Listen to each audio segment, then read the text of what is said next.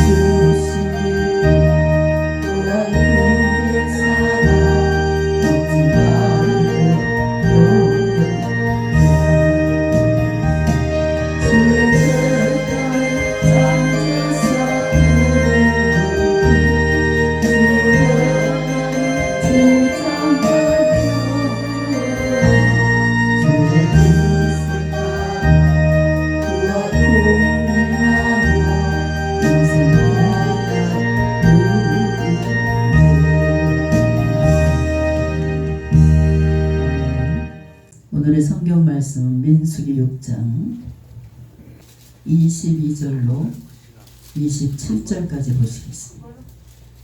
제가 한 절, 여러분이 한 절 교독하겠습니다. 여호와께서 모세에게 일러 가라사대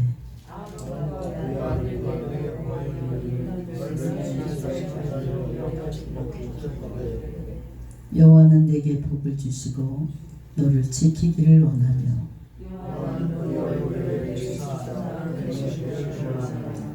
여호와는 그 얼굴을 내게로 향하여 드사 평강 주시기를 원하노라 할지니라 하라.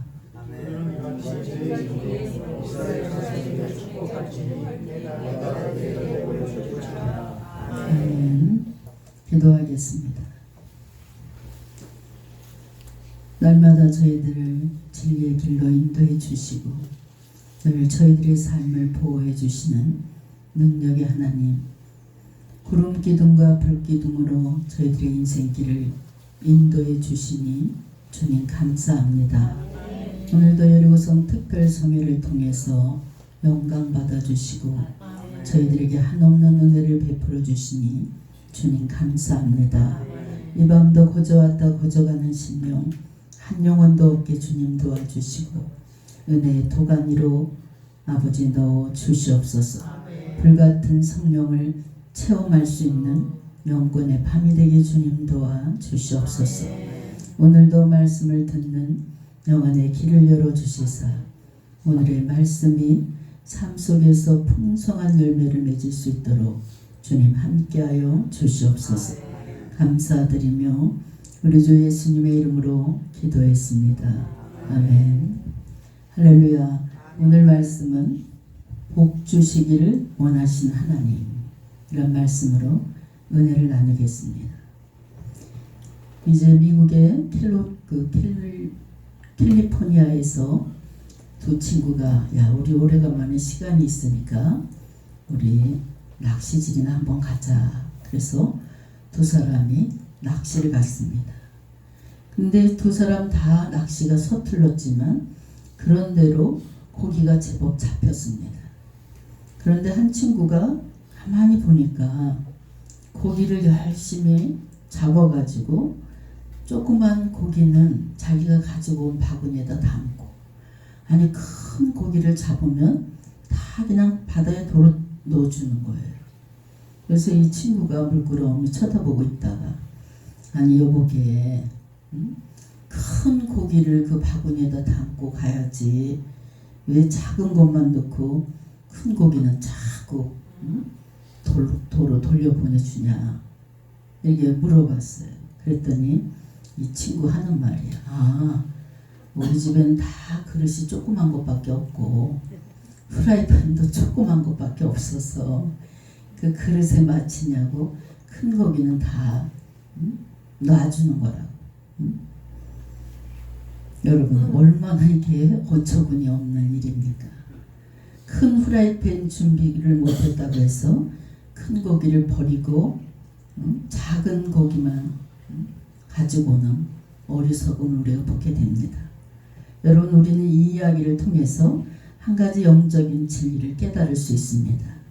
그것은 하나님께로부터 큰 복을 받기 원한다면 우리 모두 큰 그릇을 준비하시기 바랍니다.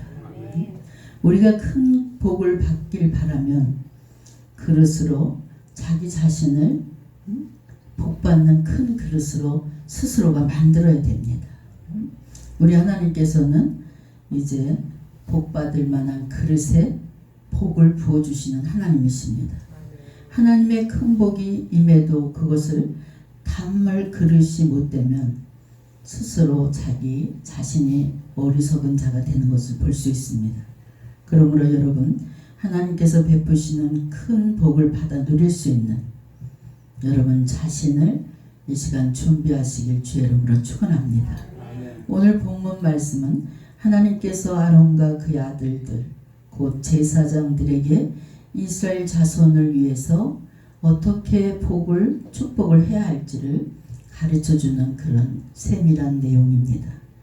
백성들에게 얼마나 복을 주길 원하시는 분이신지를 우리는 오늘 본문 속에서 하나님의 마음을 알 수가 있습니다.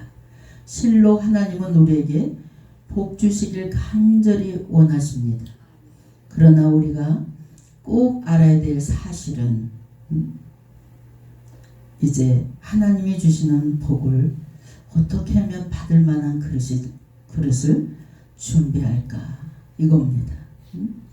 우리 하나님께서 베풀어 주시는 복을 받기 위해서는 무엇을 준비해야 됩니까? 먼저 순종의 그릇을 준비해야 됩니다. 순종은 하나님께 복을 받고자 하는 자가 반드시 준비해야 될 것이 첫 번째 순종입니다. 순종의 그릇이 크면 클수록 하나님께서는 더 큰 복을 부어주시는 줄 믿습니다. 그렇다면 하나님께서 순종하는 사람에게 베풀어 주시는 복에는 구체적으로 어떤 복이 있습니까? 오늘 본문 중심으로 살펴보면 순종의 그릇을 크게 준비하는 그런 자에게 하나님께서 복을 주십니다.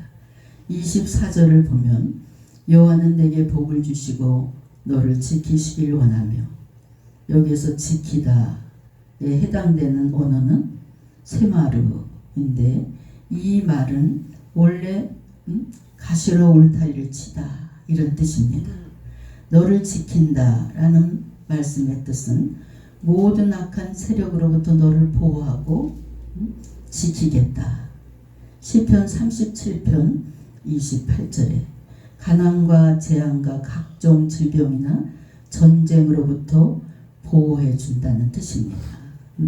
민수기가 기록될 당시 이스라엘 백성들은 광야 생활을 하고 있었습니다. 그리고 낮에는 뜨거운 태양이, 밤에는 견딜 수 없는 추위가 그들을 엄습했습니다. 뿐만 아니라 이스라엘 백성들은 각종 전쟁과 질병과 그리고 여러 가지 재해의 위험에 항상 노출되어 있었던 것을 볼 수가 있습니다. 즉 이스라엘 백성들은 항상 생명의 위협을 느꼈어요. 그리고 광야를 행진할 수밖에 없었습니다. 그들이 얼마나 광야 생활을 할 때 두려움에 떨었겠습니까? 이러한 그들에게 가장 필요한 것이 무엇이었겠습니까? 바로 그들의 안전입니다. 이 하나님은 제사장들의 축도를 통해서 하나님이 그들을 지키신다는 것을 이 축도를 통해서 이스라엘 백성들을 알게 했습니다. 물론 이스라엘 백성들이 이러한 하나님의 지켜주시는 복을 누리기 위해서는 반드시 하나님께 순종해야만 했습니다. 하나님은 그들의 순종을 전제로 그들을 지켜주실 것을 약속하고 계십니다. 그들을 지켜주신다는 하나님의 약속에도 불구하고 이스라엘 백성들은 어떻게 했습니까?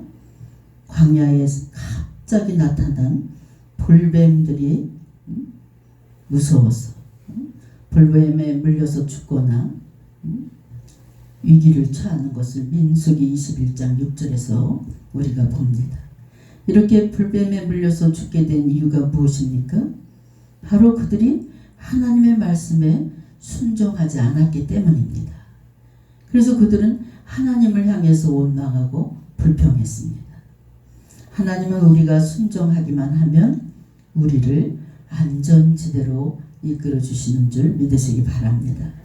이스라엘 백성들이 각종 위협에 상존하는 그런 광야길을 가야 했던 것처럼 오늘 우리들이 살아가는 이 세상은 광야보다 더 무서운 세상에 우리가 살아가고 있습니다. 우리가 살아가는 이 세상 역시 이스라엘이 걸었던 광야의 길보다 훨씬 많은 위협을 느끼고 걸어가고 있습니다. 특히 사단은 우리를 우는 사자와 같이 두루 삼킬 자를 찾고 내일 누구를 잡아갈까, 누구를 시험에 들어서 넘어뜨릴까, 이런 궁리를 하고 우리 주변에서 늘 맴도는 것을 볼 수 있습니다. 그래서 우리들의 믿음은 항상 믿음을 내가 지켜야지 장담할 수 없는 게 내 믿음입니다.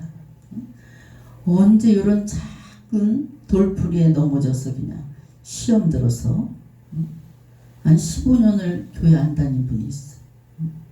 교회 가서 구역 예배 때 작은 말에 시험이 들어서 15년 동안 교회를 방학했다는 거예요. 그래서 우리가 누구나 막 믿음을 장담할 수 없습니다. 시편 91편 7절에 1000명이 내 왼쪽에 10,000명이 내 오른쪽에 엎드려 지나 이 재앙이 내게 가까이 하지 못하리로다. 여러분, 우리 주님이 여러분들을 불꽃같이 지켜줘야 됩니다.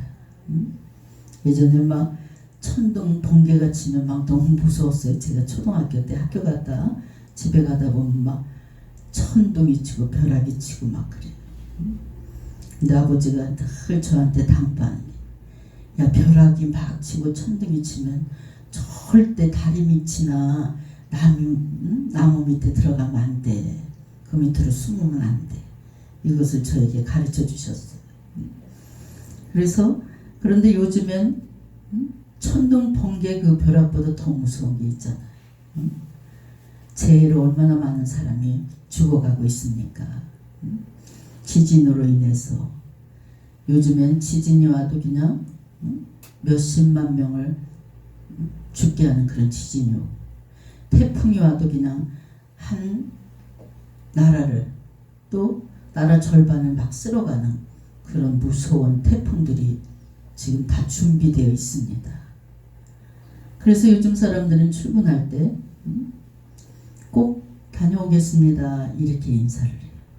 옛날에 우리 어렸을 때 인사는 그렇지 않았습니다. 어떤 집에 아이가 학교를 갔는데 엄마 안녕 이러고 가니까 그 엄마가 다시 불러들여서 갔다 올게 이렇게 인사를 하라 그랬다는 거예요. 그 정도로 우리가 불안정한 그 광야와 같은 세상에 우리가 살아가고 있습니다. 어느 목사님이 제가 잊혀지지 않는 게 목사님이 상담을 왔어요. 목사님, 아니 우리 손녀가 정말 행방불명됐어요. 사람만 있었으면 좋겠어요. 우리 딸이 그냥 맨날 며칠 먹질 못하고 저렇게 전단지를 뿌리고 있다는 거예요. 살려 경찰에 신고해놓고. 목사님, 그 전에 우리 교회 문제 여러 가지 문제 상담을 왔는데 그때마다 응답을 받았습니다. 그러니 요번 기도는 정말 강대상에 올라가서 신중하게 기도 좀 해주세요. 그러는 거예요. 근데 기도할 때 마음이 막 불안한 거예요. 불안한데 이렇게 벗겨진 허벅지를 이렇게 보여주는데 물이 찰랑찰랑 차 있어요. 그래서 제가 아유 목사님 이 세상 사람 같지가 않네요. 담대함을 가지세요. 죄송해서 이런 말씀을 드리기가 어렵네요. 이랬어요. 그랬더니 이 목사님 얘기가 누군가에게 붙들려 가서 지금 풀려나지 못하고 있다는 거예요. 분명 우리 손녀를 누가 붙잡아 가서 지금 풀어주지를 못하고 있는 거예요. 근데 경찰도 다 찾고 그랬는데 찾을 방법이 없다는 거예요. 그런데 정말 저희 양술이 강해서 시체로 발견됐어요. 이 핸드폰을 갖고 계속 추적을 했는데 양술이 다리에서 싹 꺼져 버렸어요. 핸드폰이. 그래서 그때부터 수색을 다 했는데 퉁퉁 뿌른 시체가 올라왔어요. 정말 기가 막힌 일이었어요. 그렇습니다. 우리가 살아가는 이 세상은 지뢰밭과 같아요. 내가 어느 순간에 무슨 일이 있을지 어떤 진단이 내려질지 모르는 그런 세상에 살아가고 있습니다. 그래서 우리 주님이 저와 여러분을 불꽃같이 지켜주셔야지만 우리가 안전하게 살아갈 수 있습니다. 언제 어느 곳에서 붕괴될지 어느 곳에서 터질지 주님의 보호하심의 은혜가 없다면 단 하루도 우리는 살아갈 수 없습니다. 두 번째로 하나님께 순종하는 자가 받는 복은 은혜의 복입니다. 25절을 보면 여호와는 그 얼굴을 내게 비추사 은혜 베푸시길 원하며, 은혜란 하나님께서 자기 백성을 지키시는 것도 은혜에 범주하고 속해 있지만, 그러나 본문에서 말하는 은혜는 하나님께서 자기 백성에게 베푸시는 보다 특별한 은총을 말하고 있습니다.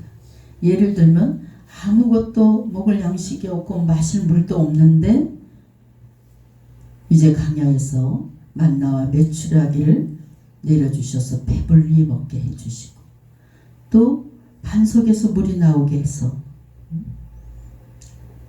그 광야에서 물을 먹게 하시고, 또 광야 생활 40년 동안 옷과 신발이 해지지 않게 하나님께서 다 모든 것을 채워주셨습니다.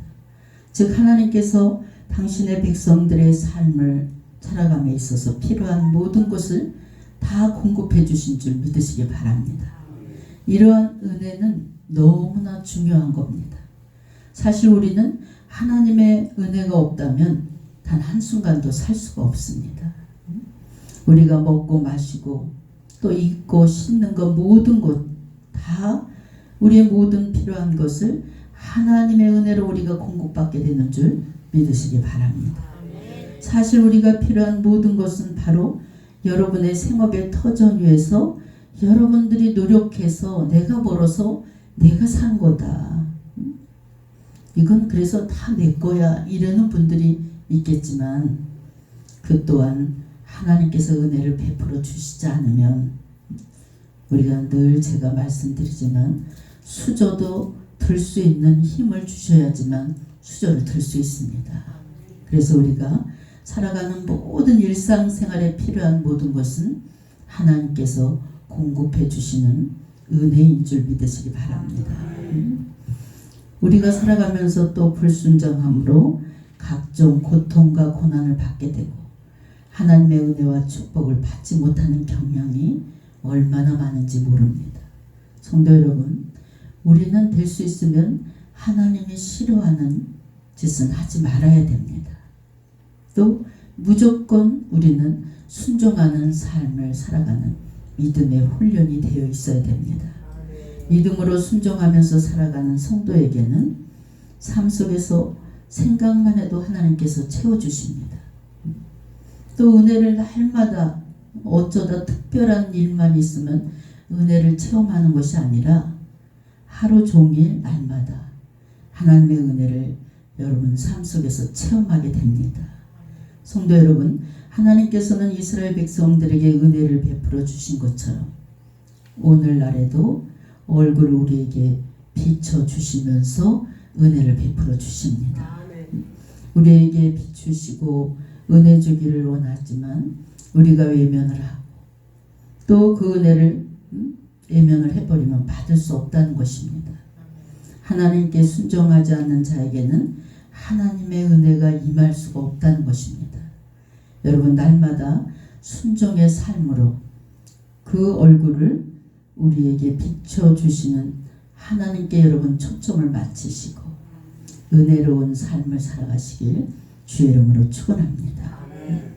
그래서 찬양을 우리가 막 이렇게 하면서 막 우리 찬양을 하는 이유는 심령의 문을 활짝 열기 위해서 찬양을 합니다.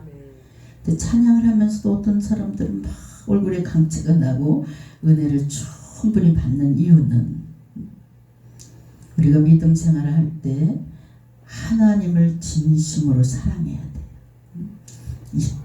그냥 입에서 나온 주님 사랑해요, 사랑해요. 이런 사람들은 언제든지 배신할 수 있어. 그렇지만 막 가슴으로 뜨겁게 막 주님 사랑에 막 감동이 돼서 막 이렇게 사랑하는 이 사랑이 중요합니다. 그래서 똑같이 찬양을 해도 거기에서 나오는 그 성령 충만함을 느끼는 분과 느끼지 못하는 분이 얼굴에 다 그대로 드러나게 되어 있습니다. 또 마지막으로 순종하는 자에게 주시는 복이 또 있습니다. 그 복은 무슨 복입니까? 평강의 복이에요. 26절에 여호와는 그 얼굴을 내게 향하여 드사 평강 주시기를 원하노라 할지니라. 이 당시 이스라엘 백성들에게 절실히 필요한 복이 무슨 복입니까? 평강의 복입니다. 이스라엘 백성들은 430년 동안 노예로 살던 애굽에서 탈출을 했지만 아직 약속의 땅 가나안 땅에 들어가지 못한 상태입니다. 그들은 수십 년 동안 황량한 강야에서 헤매고 있는 아주 탈진된 그런 백성들이었습니다. 그들의 심정이 어떻겠습니까? 그들의 마음에는 불안과 근심 또 그리고 초조함 이런 것으로 가득 차 있었습니다.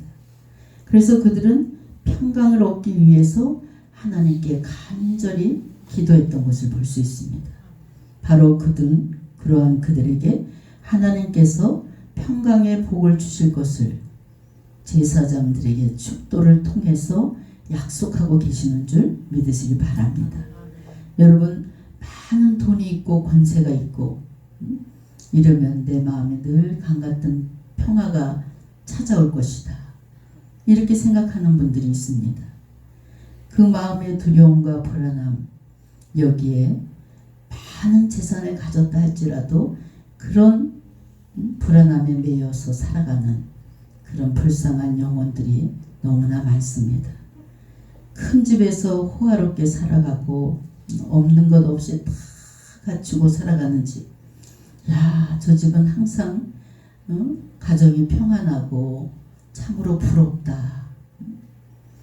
참 행복한 가정이다. 이렇게 바라보면서 생각할 수도 있습니다. 어느 집사님네 돈도 많고 건물이 큰 게 있어서 거기서 새가 나와서 생활비가 넘쳐요.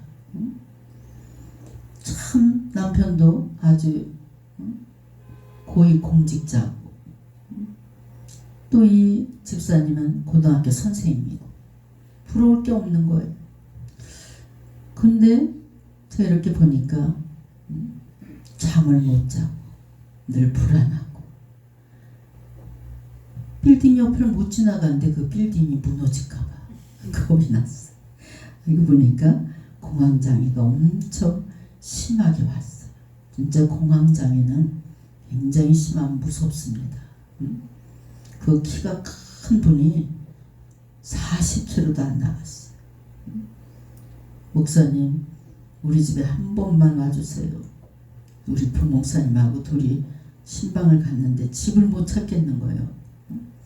그래서 여기 위치를 가르쳐주면서 여기까지 데리러 나오라 그랬더니 나왔는데 제가 몰라봤어요.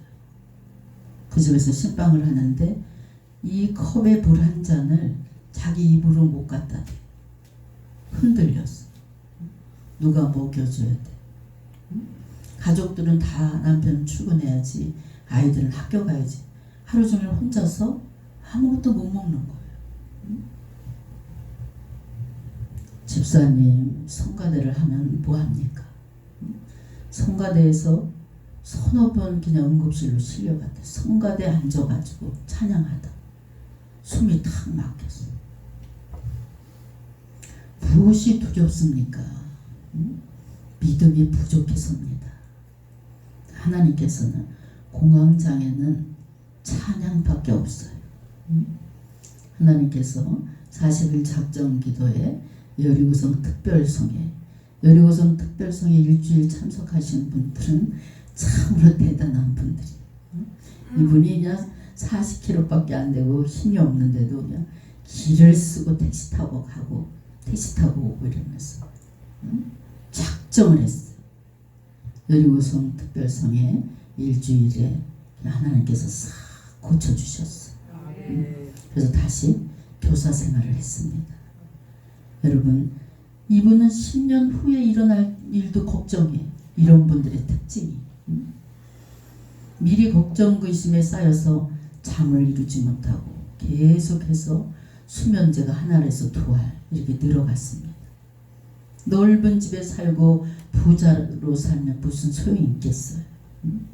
마음의 평강이 없으면 그 무엇도 삶의 의미를 느끼지 못합니다. 여러분, 뭐니 해도 머니가 최고다, 이런 말을 많이 하는 분들이 있어요. 근데 여러분, 마음의 평강을 누리는 것이 인생의 가장 큰 행복인 줄 믿으시기 바랍니다. 타락한 이후의 인간은 늘 불안에 떨면서 살아왔습니다. 왜냐하면 죄책감으로 말미암은 두려움, 그 마음이 두려움에 사로잡히게 되면 마음의 평강이 사라지게 됩니다. 사람들은 이 원초적인 불안을 해소하기 위해서 막 재물에다 목숨을 걸고 또 명예에다 걸고 권력에다, 내가 권력을 가지면 평안한 삶을 살겠지, 여러 가지 마음속에 우상을 두고 살아갑니다. 그런데도 그들은 불안을 해소하지 못합니다. 사람에 있는 원초적인 불안은 그 어떤 인간의 방법을 동원한다 할지라도 해결될 수 없습니다. 즉, 이 세상에 참된 평강은 그 어디도 없습니다. 여러분, 물질이, 명예가 여러분의 마음에 평강을 갖다 준다는 생각을 한다면 이 시간 다 버려야 됩니다. 그 무엇도 우리들의 영원한 마음의 평강을 안겨줄 수 없다는 것이에요. 평강은 오직 하나님을 통해서만 누리게 되어 있습니다. 하나님께서 평강을 주셔야지만 인간은 비로소 이제 평강을 누리면서 살아가고 그 속에서 한없는 행복을 누리게 됩니다. 하나님은 그러한 평강을 하나님께서 하나님께 순종하는 자에게 평강의 복을 주겠다. 우리 하나님은요 정말 어떤 약속이라도 다 지키시는 분이에요. 그래서 우리가 성령이 충만해서 아주 영적으로 깊은 기도를 들어갔을 때 여러분 앞으로 미래를 물어보세요. 그때 그 깊은 기도에 우리 주님이 약속해 주신 그 약속은 다 지켜주시는 하나님이신 줄 믿으시기 바랍니다. 예수님께서는 당신께 순종하는 자들을 향해서 말씀하십니다. 평안을 너희에게 끼치노니 곧 나의 평안을 너희에게 주노라. 내가 너희에게 주는 것은 세상이 주는 것과 같지 아니하리라. 너희는 마음에 근심하지도 말고 두려워하지도 말라. 여러분 하나님께 순종하는 가장 기본적이고 근본적인 일이 무엇입니까? 바로 예수 그리스도를 믿는 거예요. 하나님의 말씀의 핵심은 예수 그리스도와 그를 믿는 것에 대한 것이 바로 핵심입니다. 그러므로 예수 그리스도를 믿는 것이 하나님께 대한 순종의 가장 기본적이고 근본적인 것입니다. 하나님은 예수를 믿는 자, 곧 당신께 순종하는 자에게 세상이 주지 못하는 평강을 주시겠다. 또 하나님은 예수를 믿는 자의 죄를 사해 주시고 죄책감에 들지 못하도록 마음의 평강을 주시고 해방감을 느끼게 해주시는 하나님이신 줄 믿으시기 바랍니다.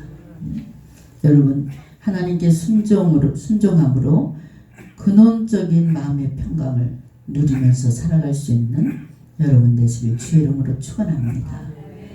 하나님께 순종함으로 근본적인 마음의 평강, 이 평강과 일상의 평강이 복을 누리는 그런 자가 가장 이 세상에서 행복한 자입니다. 시편 29편 11절에 여호와께서 자기 백성에게 힘을 주시며 여호와께서 자기 백성에게 평강의 복을 주시리로다. 성도 여러분, 우리는 알 수 없는 불확실한 그런 미래 또 그리고 고난과 어려움 속에서 하루하루를 살아갑니다. 그래서 우리가 너무 힘들 때 하루하루 살아요 이 찬양을 나도 모르게 부를 때가 있어요. 그리고 그러한 모든 현실의 문제들이 우리를 짓누르고 또 낙심하게 만듭니다. 하지만 여러분 기억하시기 바랍니다. 하나님께서는 바로 하나님의 백성들에게 복 주시길 원하십니다. 여러분 모두가 다 복받는 자가 되기를 원하셔요.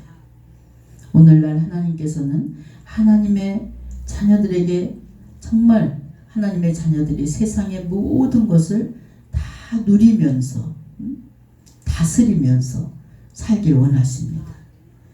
이 모든 복을 제사장들을 통해서 하나님께서 주십니다. 제사장들에게 그래서 축복권을 주셨습니다. 그러므로 이 원리를 정확하게 아는 성도들은 계속해서 여러분 교회 담임 목사에게 계속 축복 기도를 받으려고 애를 씁니다. 예배를 드리고 어떤 분들은 우리가 주일날 예배를 드리잖아요. 그러면 마지막 예배 다 끝나고 주님의 이름으로 축원합니다. 이렇게 축도를 하면은 참 기가 막히게 이 축도를 안 받고 가는 분이 있어요. 너무나 안타까운 거예요. 그 1분 차인데 그냥 축도하는 순간 그냥 나가버리는 거예요. 매번 그러는 분이 있었어요. 여러분 이렇게 축도를 할 때 그냥 생수가 그냥 폭포수같이 쏟아집니다. 믿음의 욕심을 내시기 바랍니다. 그래서 어떤 집에 신방을 가면 그냥 어떤 때는 4번 기도하고 나와요. 예배 끝나 예배 때 축복 기도하죠. 그냥 한 가지씩 내와. 요구르트 내오고 조금 있다 또 한 가지 내오고 또 3번째 내와서 내올 때 가만히 있었어요. 과일 갖고 올 때 그냥 이제 가만히 있었어요. 아, 목사님 얼른 축복 기도 해주셔야지. 4번째 또 그랬는 거야. 이야, 참 그게 그런 욕심이 있어야 되겠구나 이런 생각을 했어요. 참으로 좋은 습관입니다. 여러분 섬기는 담임 목사님에게 계속해서 귀찮게 축복 기도를 받아내는 믿음의 성도들이 되시길 주의 이름으로 축원합니다. 그리고 주의 종들을 잘 섬기는 가정들이 되시기 바랍니다. 제가 학창 시절 때 우리 교회 우리 집이 다 아주 불교 집에다가 불교도 진짜 골수분자들이었어요. 우리 엄마 우리 아버지가 정말 우리 교회로 말하면 절의 권사 정도 됐어요. 그렇게 충성을 다했어요. 용문사절에. 그랬는데 저 혼자만 교회를 열심히 다녔어요. 근데 공교롭게도 목사님 제가 이렇게 방문을 열고 나면 목사님 이 울타리 하나 사이에 그 울타리를 높게 안 하고 얕게 해가지고 그냥 바로 이렇게 붙은 집 같았어요. 근데 이 영적인 문제는 우리 어머니도 그러고 우리 아버지도 2분 다 고아예요. 그러니까 자식이 인생의 전부예요. 그냥 자식이라면 막 어쩔 줄 몰라요. 그런데 종교 문제만큼은 아주 그냥 뭐 굉장히 무섭게 아주 예민하게 반응을 했어요. 그래서 이제 봉예를 제가 그때 당시 봉예가 참 귀했습니다. 그냥 봉예 한번 가려면 20리를 걸어가야 돼요. 그랬어요. 그러면 그 봉예가 1년에 딱 한 번 하고 2번 해요. 이 기회를 안 놓치려고 제가 목사님한테 사정하고 그러니까 우리 목사님이 그냥 너를 한 번 데리고 봉예에 참석하고 오면 그 이튿날 영락 없이 니네 엄마한테 욕을 바가지로 먹으니까 저를 안 데리고 가려고 그러면 막 버스를 못 타게 막 그러면 제가 목사님 가랭이 밑으로 막 들어갔어요. 버스에 먼저 올라타고 그랬어요. 근데 그러고 오면은 우리 엄마가 아침밥 식전에 아침밥으로 쌀포 갖고 나오면서 그냥 목사님네 집에다 대고 퍼붓는 거예요. 조그만 걸 데려다가 세뇌 교육을 시켜서 어디를 어쩌면 밤에 끌고 갔다 오더니 애가 자다 말고 일어나서 할렐루야를 자꾸 난리 쳤다고 제가 일어나서 막 할렐루야 할렐루야 그랬나 봐요. 잠결에 애를 반 미치겠이를 만들어서 데려다 놨다고 막 소리를 지르는 거예요. 그럼 제가 그때 사춘기잖아요. 야 정말 주일날 교회를 어떻게 갈까. 그러면 시골은 조용하잖아요. 그러면 목소리 크게 거기다 그냥 목사님네다 대고 그리고 그것도 부족하면 우리 미국 간 친구 엄마가 보살이었어요. 그 친구 엄마를 불러다가 대문 앞에서 목사님네다 향해 그 무당이 그 목사님네를 보기에는 거기다 그냥 징을 치고 계속 구슬하는 거예요. 거기다 제가 얼마나 민망했겠어요. 그래가지고 제가 교회를 가면 목사님의 어깨를 탁탁 들리면서 하나님이 분명히 너는 그 가정의 복음의 씨앗이 될 거다 이러면서 저 어깨를 두들겨 줬어. 그래서 교회 제가 말을 안 들어서 매를 맞은 게 아니라 부지깽이로 교회 다니는 것 때문에 엄청 두들겨 맞았어요. 그런데 제가 어렸을 때 이해 안 가는 부분이 하나 있었어요. 그 막 욕을 퍼붓고 거기다 뭐 연병할 이렇게 욕을 하면서 막 정말 민망할 정도로 악을 쓰고 막 그 영적 싸움이었어. 근데 며칠 있다 보면 사모님 내 빨랫줄에다 빨래를 널고 계셔요. 아이 저게 무슨 일인가 보면은 그 사모님이 늘 아들 둘 딸 하나인데 늘 몸이 아파서 피실피실 대요. 그래서 막 오빠들이 막 밥을 해먹고 학교 가고 그랬어요. 그러면 시골에서는 그때 개울물을 이렇게 깨고 얼음을 깨고 빨래를 하잖아요. 뜨신 물을 좀 가져가서 손을 담그면. 지금은 고무장갑이라도 있지. 그래서 빨래를 한 달아 해서 그냥 빨았다가 널어주는 거예요. 그러면 엄마가 이해가 안 간 거예요. 그리고 뭘 맛있는 걸 하면은 닭을 이렇게 백숙을 하면 한 마리를 쭉 건져다가 그냥 뜨끈할 때 드시라고 갖다 주고. 그래서 엄마 도대체 난 이해가 안 가네. 내 마음 놓고 교회 가도 돼? 그러면 절대 안 된대. 그러면서 그건 그거고 이건 이거라는 거예요. 저렇게 약한데 나라도 좀 돌봐줘야지. 인간적으로 그러는 거지. 우리는 불교 부처님의 운동으로 살고 저 사람들은 서양 귀신대로 산다는 거예요. 그래서 그런지 그렇게 그 목사님을 그렇게 구박을 하면서도 섬겼어요. 우리 엄마가. 그래서 자녀들이 이렇게 다 형제들이 다 복을 받지 않았나 이런 생각을 해봅니다. 여러분 내가 섬기는 교회 담임 목사님을 여러분 사랑하지 못하고 섬기지 못하면서 우리가 하나님을 사랑하고 섬긴다는 것은 조금 위선된 겁니다. 그래서 여러분 늘 어떻게 하면 담임 목사님에게 축복 기도를 좀 많이 받을까 이렇게 모두가 믿음의 욕심을 내실 주님의 이름으로 부탁드립니다. 그래서 하나님께서는 주시고자 하는 그 모든 복과 은혜와 평강의 복을 하나님의 자녀들이 다 받아 누리기를 원하셔요. 오늘 밤 이제 주님 저에게 복을 주시되 차고 넘치는 복을 부어 주시옵소서 기도하시기 바랍니다. 우리 하나님의 자녀들이 복을 많이 받아야 돼요. 앞으로도 그렇지만 전도도 물질이 있어야 전도가 돼요.